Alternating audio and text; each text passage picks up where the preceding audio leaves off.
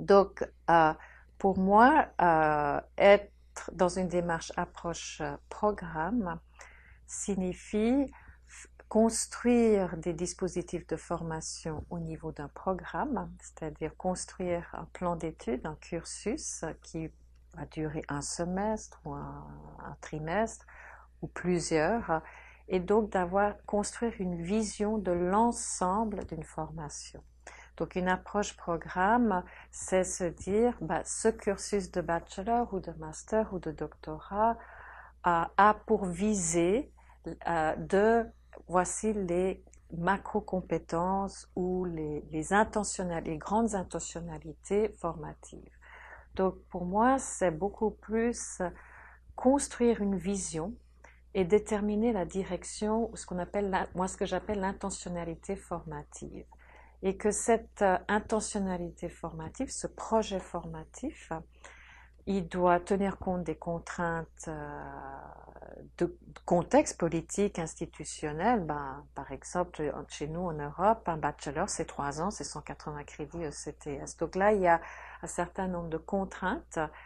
Et puis, mais c'est pas uniquement de la technologie. C'est pas, voilà, on va être conforme à un certain nombre de contraintes institutionnelles ou politiques.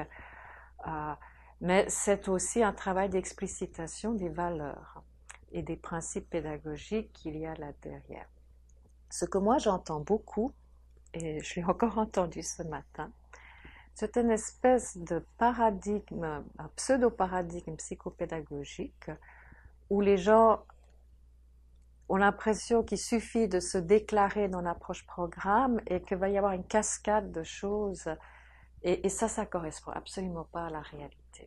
Ce qui se passe, c'est qu'on change le niveau de vision. C'est-à-dire que précédemment, l'enseignement universitaire, particulièrement en Europe, peut-être moins au Québec, c'était une collection d'enseignements sous la responsabilité d'un professeur dont la réputation n'était pas à faire.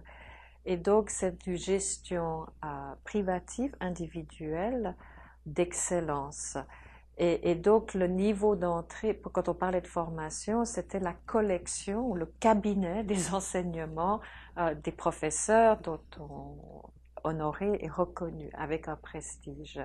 Ce qui s'est passé, en tout cas en Europe, et peut-être un peu plus tôt en Amérique du Nord, c'est-à-dire que le regard qu'on porte sur l'enseignement supérieur est passé du niveau micro de l'enseignement à ce niveau méso qui est la gestion d'une offre de formation et d'un programme.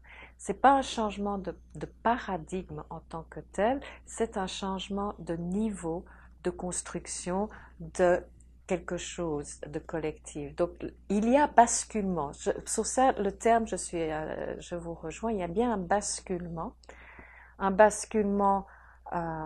épistémologique, méthodologique, organisationnel, collectif, parce qu'on passe de cette logique individuelle, privative du prof qui est seul maître à bord bien avant Dieu, parce que c'est un peu ça, à l'idée d'un projet collectif porté par des acteurs, et pas simplement des acteurs universitaires dans certains cas, et on entre dans la création dans des concepts comme communauté de pratique, etc., qui montrent qu'il y a vraiment un basculement dans les rapports à soi-même, les rapports au savoir et les rapports aux autres.